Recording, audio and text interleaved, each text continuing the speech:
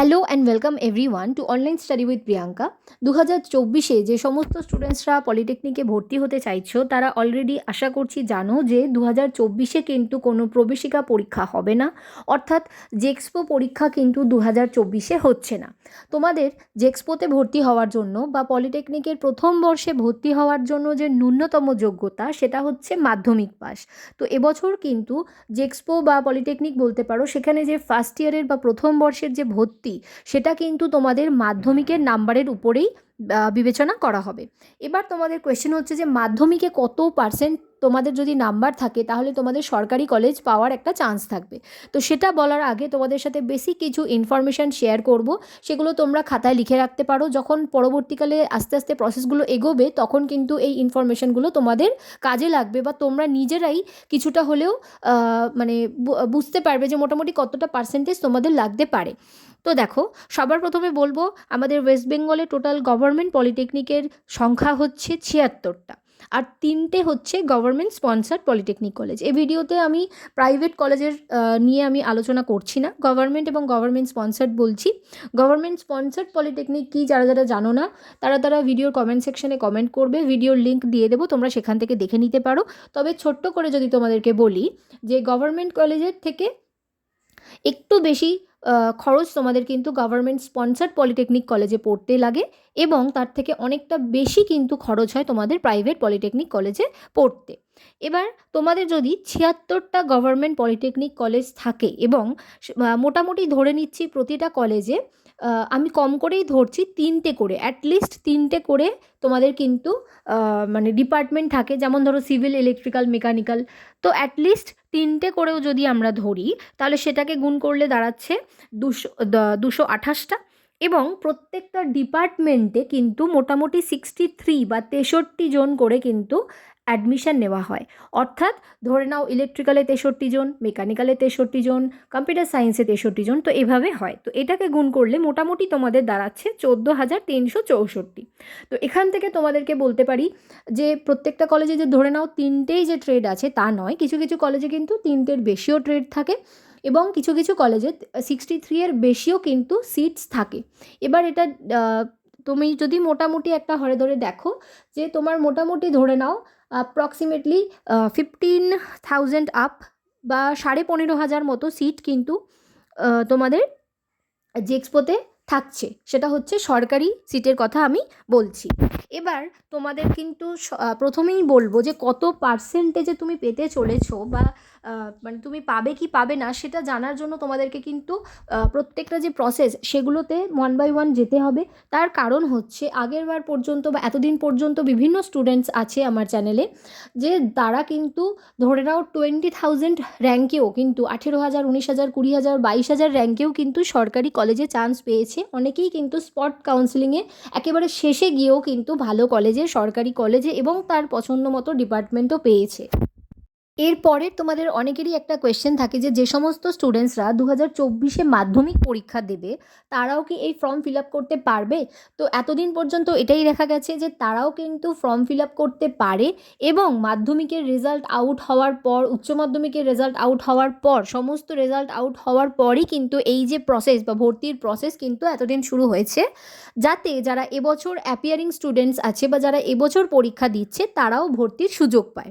তো তোমাদেরকে একটা জিনিস মাথায় রাখতে হবে যে শুধুমাত্র যারা 2024-এ মাধ্যমিক দিচ্ছে তারা না, 2023, 2022, বিশেষ করে যেটা দেখা যায় যে 2022-এ যে সমস্ত স্টুডেন্টসরা মাধ্যমিক দিয়েছে তারা ধরে নাও আগে 11-12 কমপ্লিট করেছে, কারণ মাধ্যমিক দিয়েই কিন্তু সরাসরি পলিটেকনিকে ভর্তি হওয়ার যে স্টুডেন্ট সংখ্যা সেটা কিন্তু কিছুটা হলেও কম। কেমন? তো সেক্ষেত্রে যে সমস্ত স্টুডেন্টসরা 2022-এ মাধ্যমিক দিয়েছিল তারা হয়তো 11-12 কমপ্লিট করে নিয়েছে, কারণ সকলেই চায় যে তাদের এইচএসটা, বিশেষ করে যারা সায়েন্স নেয় আর কি উচ্চ মাধ্যমিকে, তো সেক্ষেত্রে তারা চায় যে তাদের উচ্চ মাধ্যমিকটা কমপ্লিট হয়ে যাবে, তারপর তারা পলিটেকনিকের দিকে যাবে। এবং অনেক স্টুডেন্ট এরকমও আছে যারা ধরে নাও জয়েন্টে বসবে, সেক্ষেত্রে ধরো তারা সরকারি কলেজ পেলো না ভালো, তো তারাও কিন্তু ভাবে যে এই পলিটেকনিকটা তারা করে নেবে। তো সেক্ষেত্রে যাদের কিন্তু মাধ্যমিকে অনেকটা বেশি নম্বর থাকে তারা কিন্তু খুব সহজেই এবছর অন্তত তাদের মনের পছন্দ মতো গভর্নমেন্ট কলেজ এবং মনের পছন্দ মতো ট্রেড পাবে। বাট 2023-এর যদি মাধ্যমিক এর কথা বলো, রেজাল্টের কথা বলো, মোটামুটি ধরে নাও এরকমও অনেক স্টুডেন্ট আছে যারা 2023-এ অ্যাডমিশন নিয়েছিল কিন্তু কোনো কারণে ড্রপ আউট করেছে, তারা হয়তো এবার আবারও ভর্তি হবে। তো সেই সমস্ত স্টুডেন্টসরাও কিন্তু এবছরে কম্পিটিশানে থাকছে। তো মোটামুটি আমার যেটা মনে হচ্ছে এটা কম বেশি এদিক ওদিক হতে পারে। আমি যেটা বলছি যে পার্সেন্টেজটা বা যত র্যাঙ্ক যেটা বলবো একেবারে 100% হবে, সেটা 100% অ্যাকিউরেট হবে সেটা কিন্তু এই মুহূর্তে বলা যাচ্ছে না। সেটা তখনই দেখা যাবে যখন আলটিমেটলি প্রসেসটা কমপ্লিট হবে এবং তোমাদের র্যাঙ্ক প্রকাশ করা হবে, তখনই কিন্তু জানা যাবে। বাট এটা জাস্ট একটা মোটামুটি প্রিভিয়াস, এরকম আগেও হয়েছে, এমনটা 2021-এও হয়েছিল যে পরীক্ষা না হওয়ার জন্য মাধ্যমিকের নাম্বারের ভিত্তিতে কিন্তু এই যে ভর্তির প্রসেস সেটা কমপ্লিট করা হয়েছিল। এবং আগে কিন্তু আরও একটা প্রসেস ছিল যেটা এখন আর নেই, সেটা হচ্ছে পলি 40, অর্থাৎ পলিটেকনিকের যে সিট সেই সিটের 40% কিন্তু ভর্তি করা হতো, মাধ্যমিকের নাম্বার দেখে কিন্তু স্টুডেন্টসরা ভর্তি হতো।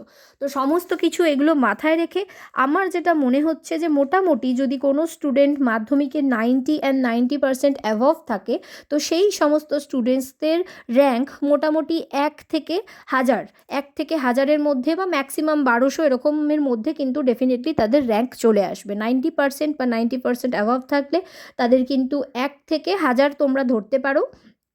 এবার হচ্ছে যে সমস্ত স্টুডেন্টসদের মাধ্যমিকের পার্সেন্টেজ 90 থেকে 80% থাকছে, সেই সমস্ত স্টুডেন্টসদের মোটামুটি 1000 থেকে 2000 এরকমের মধ্যেই কিন্তু র্যাঙ্ক থাকার সম্ভাবনা থাকছে। যে সমস্ত স্টুডেন্টসদের মোটামুটি 80% থেকে 70%-এর মধ্যে নাম্বার, তাদের কিন্তু 2000 থেকে 3500-এর মধ্যে র্যাঙ্ক থাকবে। 80% থেকে 70% যাদের নাম্বার থাকছে তাদের মোটামুটি 2000 থেকে 3500 র্যাঙ্ক থাকবে। এবং যে সমস্ত স্টুডেন্টসরা 70% থেকে 60% নাম্বার থাকছে তাদের কিন্তু মোটামুটি 3500 থেকে 8000-এর মধ্যে র্যাঙ্ক থাকবে, 3.5 থেকে 8000-এর মধ্যে র্যাঙ্ক থাকবে। এবং যে সমস্ত স্টুডেন্টসরা মোটামুটি 60 থেকে 50%-এর মধ্যে আছো তাদের কিন্তু মোটামুটি 8000 থেকে 15000-এর মধ্যে র্যাঙ্ক আসবে। মানে বেশি আমার যেটা বক্তব্য যে মোটামুটি এই ধরে নাও 50-60% যে পার্সেন্টেজটা এই জায়গাটায়, এবং 40 থেকে 50% যে পার্সেন্টেজ, অর্থাৎ তোমরা যদি টোটাল দেখো 40 থেকে 60%-এর মধ্যে যে স্টুডেন্টসরা থাকে মাধ্যমিকে, তাদের মধ্যেই কিন্তু সবথেকে বেশি কম্পিটিশানটা হয়। সো 50 থেকে 60%-এর মধ্যে যে সমস্ত স্টুডেন্টসরা থাকছে তাদের 8 থেকে 15000 র্যাঙ্ক, এবং যে সমস্ত স্টুডেন্টসরা 50 থেকে 40%-এর মধ্যে থাকছে তাদের 15000 থেকে 28000-এর মধ্যে র্যাঙ্ক, এবং যে সমস্ত স্টুডেন্টসরা 40% থেকে 30%-এর মধ্যে থাকছে তাদের মোটামুটি 28000 থেকে 30000-এর মধ্যে র্যাঙ্ক। আগের বারে অর্থাৎ 2022-এ কিন্তু 2023-এ 31,300 স্টুডেন্ট মোটামুটি জেক্সপোর পরীক্ষা দিয়েছিল। তো আমি এই যে তোমাদেরকে র্যাঙ্কটা বললাম, আপ টু 30,000 পর্যন্ত বললাম, এবং যাদের 30%-এর নিচে থাকবে তাদের কিন্তু 30,000 প্লাস র্যাঙ্ক হতে চলেছে বলে আমার ধারণা। ভিডিওটা যারা দেখছো তোমরা তোমাদেরও মতামত শেয়ার করতে পারো যে আমি যে পার্সেন্টেজে যে র্যাঙ্কটা বললাম তোমাদের মতামত অনুযায়ী সেটা কতটা ঠিক হতে পারে বা কম বেশি কতটা কি যেতে পারে, তোমাদের মতামতও কিন্তু অবশ্যই জানিও। এবং যারা ভিডিওটা দেখছো তারা কিন্তু অবশ্যই কমেন্ট সেকশনে কমেন্ট করবে যে তোমার মাধ্যমিকে কত পার্সেন্ট নাম্বার